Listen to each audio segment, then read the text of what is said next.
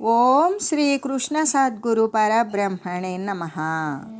ఓం సచ్చిదానంద రూపాయ కృష్ణాయ క్లిష్టహారిణే నమో వేదాంత వేద్యాయ గురవే బుద్ధి సాక్షిణే.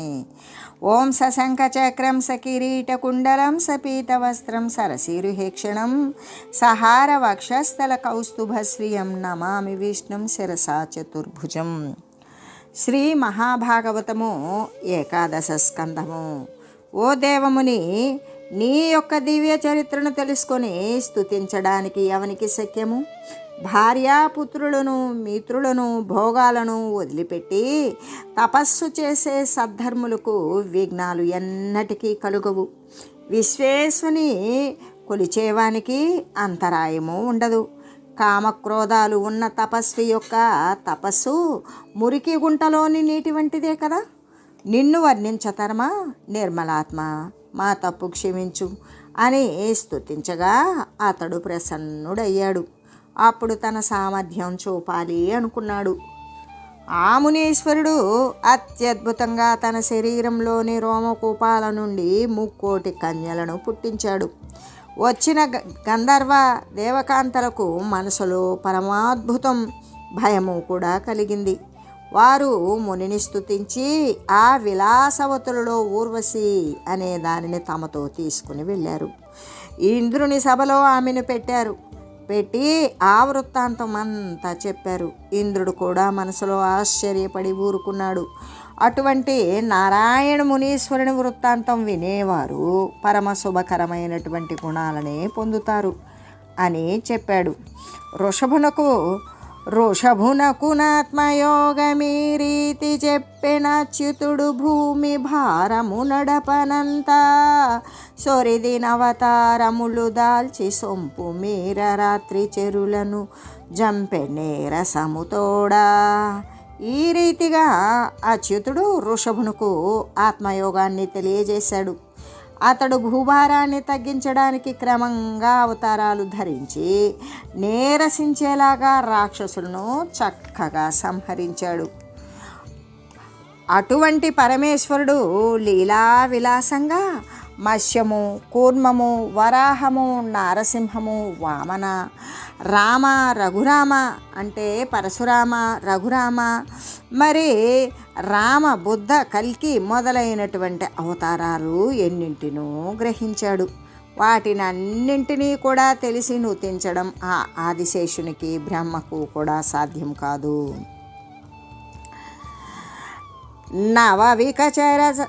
నవవికచ సరసిరుహ నయనముగ నిజ చరణ గగన చరణ దిజన్యని నిగమ వినుత జలది సుత కుచ కలసలలిత మృగమద రుచిర పరిమళిత నిజ హృదయ ధరణి భరణ ద్రుహిణ ముఖ సురనికర విహిత నుతి కలిత గుణ కటి ఘటిత రుచి తరు చిరతర కనకవసన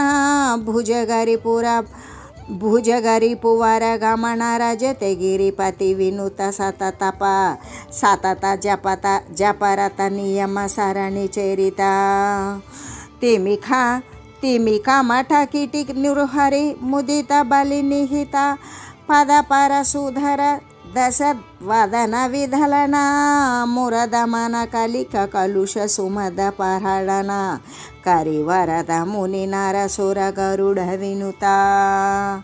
అప్పుడే వికసించిన పద్మాల వంటి కన్నులు కలిగిన వాడవు. పాదాల నుండి ఆకాశగంగను పుట్టించిన వాడవు. వేదాల చేత వినుతించబడిన వాడవు.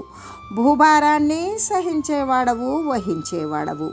బ్రహ్మ మొదలైన దేవతల చేత నుతింపబడిన గుణములు కలిగిన వాడవు. నడుముకు కాంతులీనే బంగారు చేలము కట్టిన వాడవు. గరుడగమునడా కైలాసపతి చేత స్తుతింపబడు వాడవు.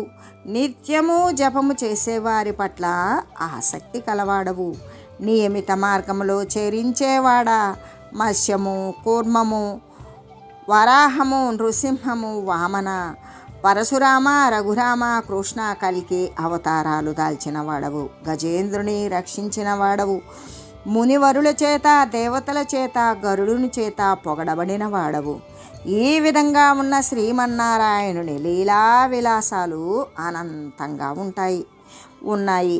మనసు, వాక్కు, కర్మలచే త్రికరణ శుద్ధిగా హరిని పూజించకుండా విపరీత గతులతో తిరిగే జడులకు ఏ విధంగా సుగతి అనేది కలుగుతుంది అన్నాడు. అప్పుడు ఆ రాజు ఆ పరమపురుషుని చూచి, అటువంటి జడులు ముక్తిని పొందే ఉపాయం ఏదో చెప్పు అని అడగగా చమసుడు ఇలా అన్నాడు. హరిముఖ బాహూరు వర పదాబ్జములందు వరుస చతుర్వర్ణ వర్గ సమితే జనించెనందులో సతులును శూద్రులు హరిదలంతురు కలిహాయనముల వేదశాస్త్ర పురాణ విఖ్యాతులై కర్మకర్తలై విప్రులు గర్వమెసగి హరిభక్తి పరులను హాస్యంబు సేయుచు నిరయంబునొందుట నిజముగాదే. మృదుల పక్వాన్న భోజనములను మాని జీవహింసకు జనువాని జందు నగము హరిను తింపక స్త్రీలోలుడైన వాడు నరకవాసుండు నగుచుండు ననవరతము.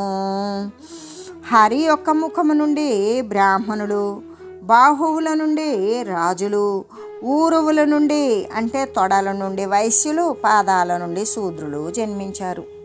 వారిలో స్త్రీలు, శూద్రులు హరిసేవా పరాయణులై ఉంటారు.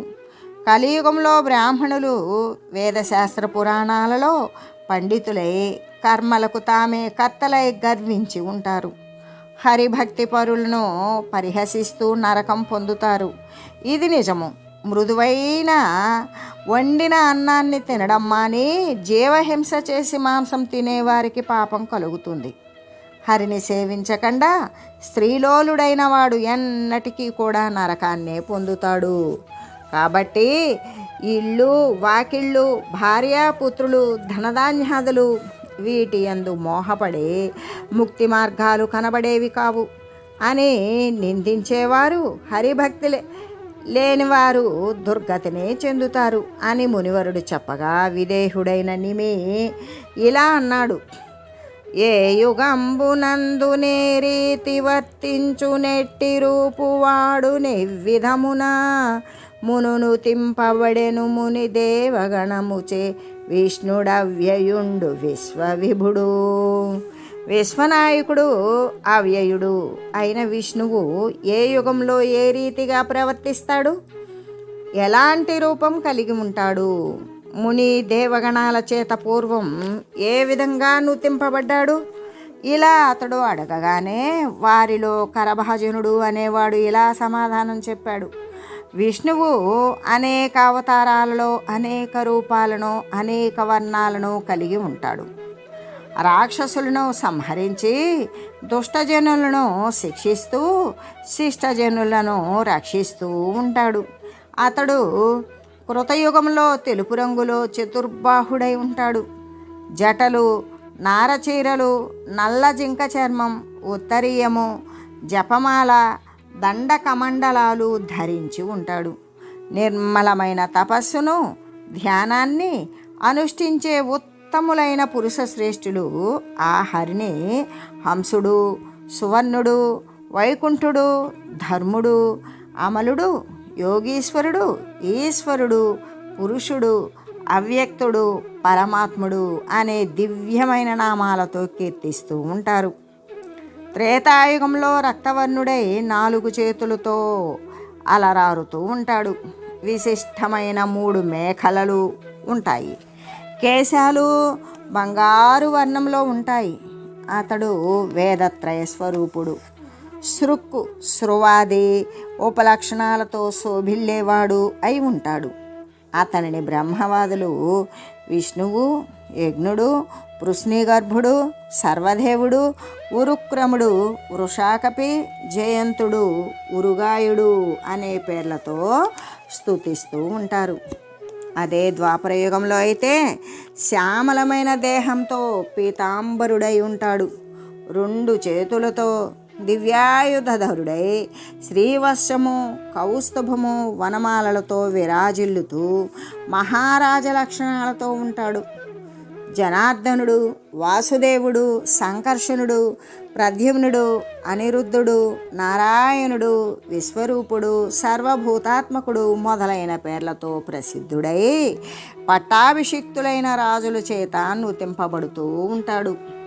కలియుగంలో కృష్ణవర్ణంతో కృష్ణుడు అనే పేరుతో భక్తుల సంరక్షణ కోసం శ్రీహరి యజ్ఞాలలో సంకీర్తనల చేత స్తుతింపబడతాడు.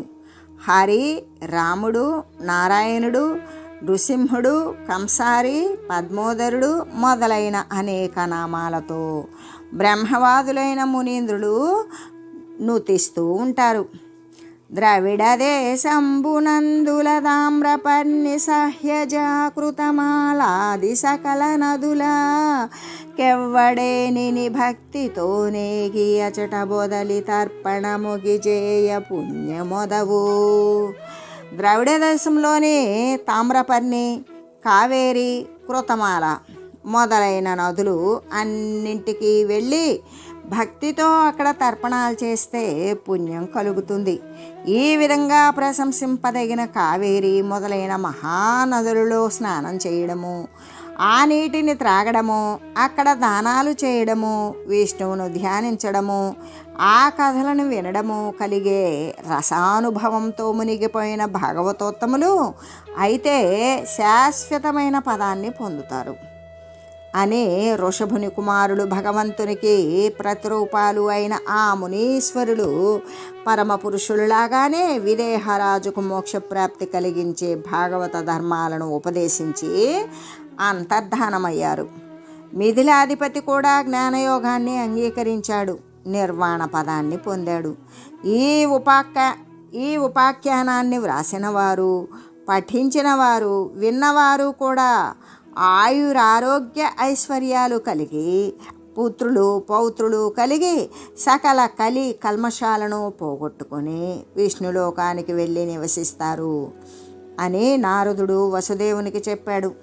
ఇంకా ఇలా అన్నాడు: కమలాక్ష పద భక్తి కథనముల్ వసుదేవ వినియఘంబుల బాసి వెలసితీవు భువన ప్రసిద్ధిగా బులు బొందు సత్కీర్తి కైవల్య లక్ష్మియు కలుగు మీద నారాయణుండు నీ నందనుండను మోహమెడలించి విష్ణుగా నెరిగి కొలువు మతడు నీ తనయుడై అవతరించుట చేసి సిద్ధించే దేహ సంశుద్ధి నీకు సరస సల్లాప సౌహార్ద సౌష్ఠవమున భావనం భైతి శిశుపాల పౌండ్ర నరకమురాజర సంధయవనులు ముదము తోడ వాసుదేవుని జందిరి వైరులయ్యో. వసుదేవ, కమలాక్షుని పాదాలయందు భక్తి కలిగించే కథలను విని నీవు పాపాలు తొలగి ప్రకాశిస్తూ ఉన్నావు. లోక ప్రసిద్ధమైన సత్కీర్తి, మోక్షలక్ష్మి కూడా ఇకపైన నీకు కలుగుతాయి. నారాయణుడు నీ కొడుకు అనే మోహాన్ని విడిచిపెట్టు, అతనిని విష్ణువుగా తెలుసుకో. అలా తెలుసుకొని సేవించు. అతడు నీకు కొడుకుగా పుట్టడం వలన నీకు దేహ సంశుద్ధి కలిగింది. అతనితో జరిపిన సరస సల్లాపాలతో అతని పట్ల ఉన్న సౌహార్దం యొక్క సౌష్ఠవం చేత నీవు పవిత్రుడివే అయ్యావు. శిశుపాలుడు, పౌండ్రకుడు, నరకుడు, మురుడు, జరాసంధుడు, కాలయవనుడు వీరంతా కూడా శత్రువులే అయినా వాసుదేవునే పొందారు. దుష్ట జన నిగ్రహంబును శిష్ట ప్రతిపాలనంబు సేయన్ హరిద సృష్టి నవతారమొందెను స్రష్టృముఖానేక దివిజ సంఘము వగడన్. బ్రహ్మ మొదలైన దేవతలు అందరూ కూడా పొగిడేలాగా దుష్ట జన సంహారానికి, శిష్టులను పాలించడానికి హరి తాను సృష్టిలో అవతరించాడు. కాబట్టి లోక రక్షణ కోసమే కృష్ణుడు అవతరించాడు అని నారదుడు హరిభక్తి పరములైన కథలను చెప్పాడు. అవి విని దేవకి వసుదేవులు మనసులలో ఆశ్చర్యపడి కృష్ణుని పరమాత్మునిగా భావించారు అని శుకుడు రాజుకు చెప్పాడు. అప్పుడు అతడు, మునీంద్ర, హరి యదువులను ఎలా నశింపజేశాడు?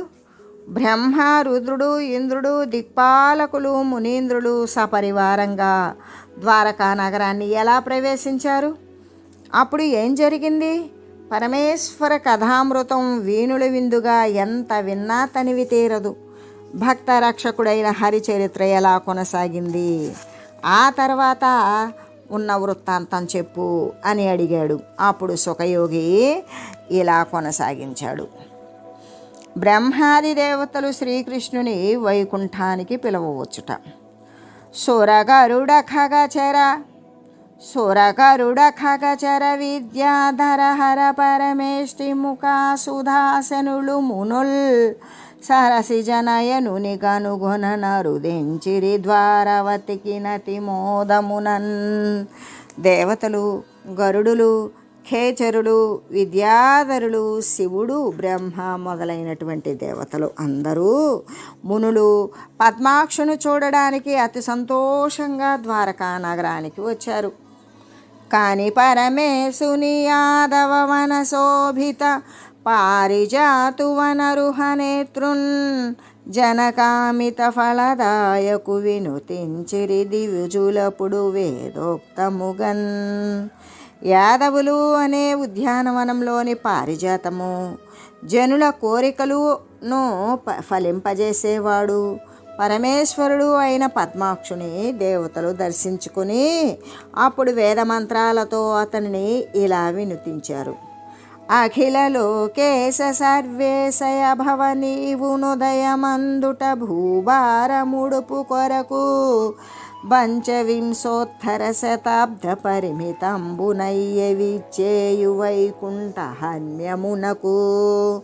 పుట్టుకులేని వాడవు, సర్వేశ్వరుడవు, అఖిల లోకాలకు కూడా ఈశ్వరుడవు. నీవు పుట్టినదే భూభారం తగ్గించడానికి. ఇప్పటికి నీవు పుట్టి 125 సంవత్సరాలు గడిచాయి. ఇక వైకుంఠధామానికి విచ్చేయి అన్నారు. వారు అలా అనగానే బ్రహ్మ, శివుడు మొదలైన సమస్త దేవతాగణాల మాటలను అంగీకరించి కృష్ణుడు వారితో ఇలా అన్నాడు. యాదవులకు పరస్పరం వైరం కలిగించి వారినందరినీ చంపి భూభారం తగ్గించి వస్తాను, మీరు వెళ్ళండి అని చెప్పి వారిని పంపించగా బ్రహ్మాది దేవతలు అందరూ కూడా తమ తమ స్థానాలకు వెళ్ళిపోయారు. కృష్ణుడు ధునిమిత్తాలను గని యాదవులనెల్లా ద్వారక నుండి ప్రభాస తీర్థానికి పంపుట. కాకఘూకంబులు గనక సౌధములలో బగలు వాపోయడి బహువిధముల నశ్వవాల ముందు సనలముద్భవమయ్యెనన్నంబు మొలిచే మహాద్భుతముగా.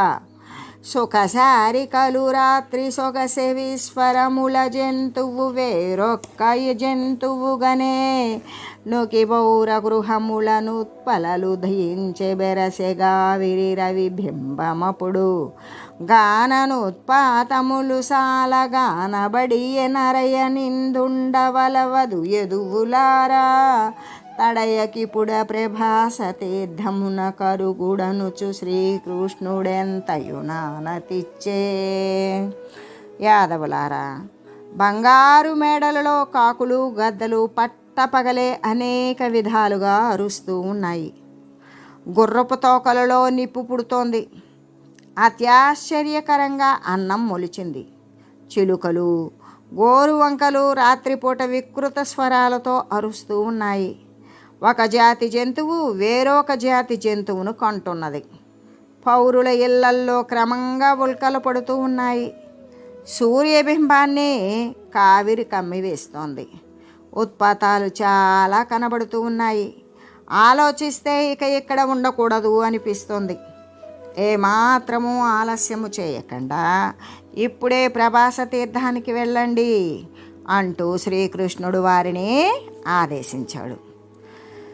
నారాయణు వచనముల కపారంభగు సమ్మదమున బలముల తోడన్ దారుసుతమిత్రయుతులై వారణ హయసమితి తోడవడి నేగిరొగిన్.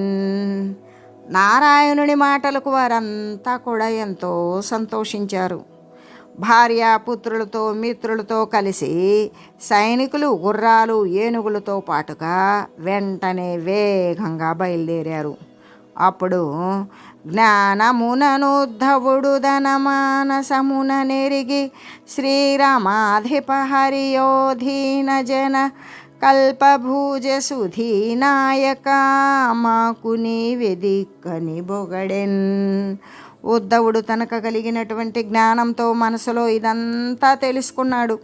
శ్రీ లక్ష్మీపతి హరి, దీనుల పాలిటి కల్పవృక్షమా, బుద్ధిమంతులలో శ్రేష్ఠుడైన వాడవు, మాకు నీవే దిక్కు అని పొగిడాడు. శ్రీకృష్ణుడు ఉద్ధవునకు పరమార్థోపదేశాన్ని చేయుట. ఇలా స్తుతించిన తర్వాత, దేవా, నీవు యదువులను నాశనం చేసిన తరువాత మేము ఎలా నడుచుకోవాలి? నీ సహచరుడుగా ఉంటూ స్నానాలు, భోజనాలు, పడకలు, ఆసనాలు నీతో పాటు పంచుకొని చేసిన ఆ కృత్యాలన్నీ మేమెలా మరిచిపోగలము అని ఉద్ధవుడు అన్నాడు. అది విని వాసుదేవుడు ఇలా అన్నాడు. బ్రహ్మాది దేవతల ప్రార్థనలను అంగీకరించి భూభారం నివారించాను. ఇంకా ఈనాటికి 7వ రోజున ద్వారకా నగరాన్ని సముద్రం ముంచివేస్తుంది. యాదవులందరూ నశిస్తారు. ఆపై కలియుగం ప్రవేశిస్తుంది.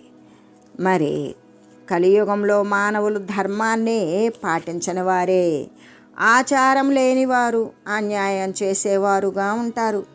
వారికి రోషం హెచ్చు, బుద్ధి తక్కువ. అల్పమైన ఆయుష్ కలిగిన వారే బహురోగాలతో పీడింపబడుతూ ఉంటారు. ఏ ప్రయత్నము ఫలించదు. నాస్తికులై ఒకరినొకరు మెచ్చుకోరు. కాబట్టి నీవు స్నేహితులు, బంధువులు అనే మమకారం వదిలిపెట్టి ఇంద్రియ సౌఖ్యాలలో తగులుకొనకుండా ఈ భూమి మీద ఉండే పుణ్యతీర్థాలలో మునుగుతూ మనస్సు, కన్ను, వాక్కు, చెవి, ముక్కు అనే ఇంద్రియాల చేత గ్రహింపబడేదంతా నశించిపోయేదే అని తెలుసుకో.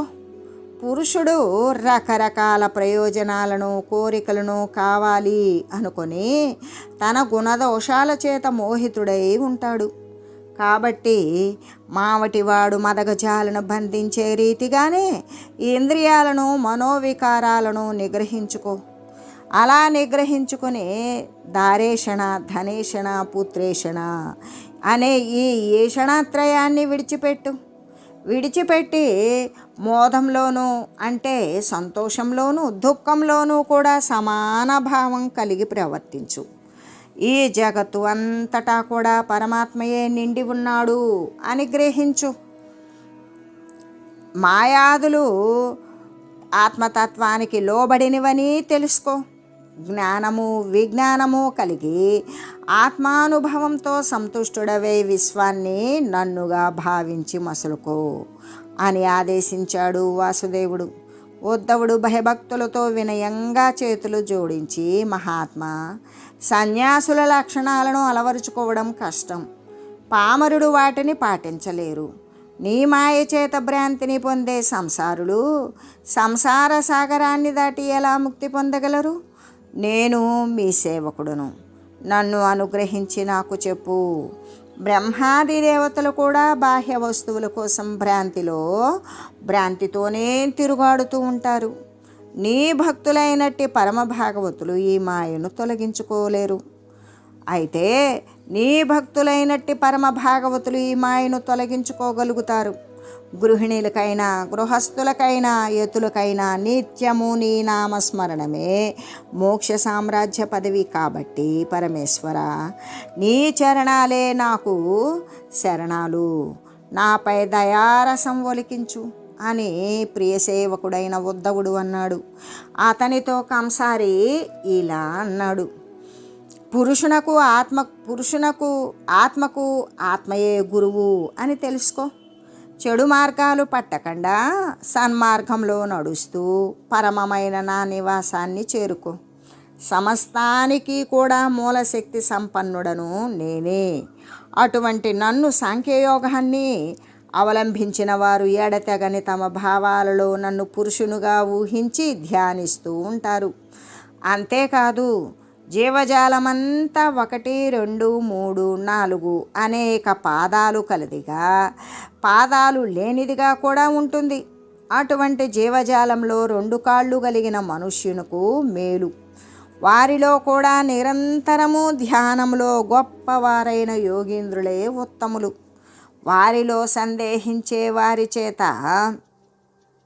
తెలియబడని నన్ను సత్వగుణం చేతనే గ్రహించగలిగిన వానిగా తెలుసుకుని హృదయ పంకజంలో జీవాత్మ పరమాత్మలను ఒకటిగా చేసి నన్ను శంఖ, చక్ర, గద, ఖడ్గ, సారంగ, కౌమోదకి, కౌస్తభం మొదలైన ఆభరణాలతో అలంకృతుడుగా అయిన వానినిగా తెలుసుకుని ఉండేవారే పరమయోగీంద్రులు, పరమజ్ఞానులు అని చెప్పి అవధూత యదు సంవాదం అనే ప్రాచీన కథ ఒకటి ఉంది, చెబుతాను విను అని ఇలా కొనసాగించాడు. అవధూత యదు సంవాదం. పంకజనాభుడుద్ధవునిపై గల కూర్మిని చెప్పి నొప్పనెరం పంకజనాభుడుద్ధవునిపై గల కూర్మిని చెప్పే నొప్పనెందంకిలి లేకయన్ని దిశలందు జరించుచు నిత్య తృప్తుడై శంకర వేషధారి ఒక సంయమియాయదురాజు జేరనే వంకను నుండి వచ్చి తన వానికి నీట్లనే నర్ది నేర్పడన్. శ్రీకృష్ణుడు ఉద్ధవునిపై కలిగినటువంటి ప్రేమతో ఇలా చెప్పసాగాడు. ఎక్కడా అడ్డు లేకుండా అన్ని దిక్కులయందు కూడా సంచరిస్తూ ఉండేవాడు. నిత్యతృప్తుడు శంకరునిలా వేషం ధరించిన ఒక యోగి ఒకసారి యదు మహారాజు వద్దకు వచ్చాడు. అతడు మీరు ఎక్కడి నుండి వచ్చారు అని అడిగితే ఆ రాజుకు ఆ యోగి ఇలా చెప్పాడు. అవధూతొండనెనంతట ప్రవిమల విజ్ఞాన నిపుణ భవ్యులు గురువుల్ దవిలిన నలువది నవనిన్ విజ్ఞాని నైతిన నిన్ పల్కుటయున్. అవధూత ఇలా అన్నాడు. అతి నిర్మలమైన విజ్ఞానంలో నిపుణులు భవ్యులు అయిన 24 ఎంతమంది 24 గురువులు నాకు తటస్థపడ్డారు. వారి వలన నేను ఈ భూమిపై విజ్ఞానినే అయ్యాను. అతడు అలా చెప్పగానే యదు మహారాజు దేహి లోభమోహాదులను విడిచిపెట్టి జనార్దనుని ఎలా చేరుకోవచ్చునో తెలపండి అని అడిగాడు. అప్పుడు అతడు ఇలా చెప్పాడు. పరధన పరదార పరదూషణాదుల పరవస్త చింతదా పరిహరించి ముదిమి చేరోగములదింపకటమున్ను తనువు చెంచలతను దగులకుండా బుద్ధి సంచలత చేబొదలకయటమున్న శ్లేష్మంబు గలమున జేరకండా శక్తియుక్తుల మది సన్నగిళ్ళకమున్న భక్తి భావన చేత ప్రౌఢుడగుచు దైత్య భంజన దివ్య పాదార వింద భజన నిజ భక్తి భావన ప్రాజ్ఞుడగుచు నవ్యయానందమును బొందునను దినంబునతడు కర్మ విముక్తుడవు ననఘ చరిత. ఓ పుణ్యాత్మ, ఇతరుల ధనాలను, ఇతర స్త్రీలను, ఇతరులను దూషించడం పరిహరించాలి. ఇతరుల వస్తువులకు ఆశపడడము మానివేయాలి. ముసలితనం వలన రోగాలు రాకముందే, శరీరం వడవడ వణుకుతూ బుద్ధి స్థిరత్వాన్ని కోల్పోకముందే, శ్లేష్మం గొంతుకు అడ్డుపడి శక్తియుక్తులు మనసులో సన్నగిల్లకముందే భక్తిభావంలో ఆరితేరాలి. శ్రీకృష్ణుని దివ్య పాదార విందాలను భక్తిభావంతో సేవిస్తూ ప్రాజ్ఞుడై నిత్యము కూడా శాశ్వతమైన ఆనందాన్ని పొందేవాడే కర్మ విముక్తుడవుతాడు అని తెలియజేస్తూ ఓం మంగళం శ్రీ కురుక్షేత్ర రణక్షోణి విహారిణే పార్థసారథి రూపాయ గీతాచార్యాయ మంగళం. ఓం మంగళం నమోస్త్వనంతాయ సహస్రమూర్తయే సహస్రపాద साक्षि शिरोरुबाहवे सहस्रनाम्ने पुरुषाय शाश्वते सहस्रकोटियुगधारिणे नमः। ओम श्रीमते नारायणाय नमः। श्रीमन्नारायण चरणौ शरणं प्रपद्ये। हरिः ओम तत्सत्।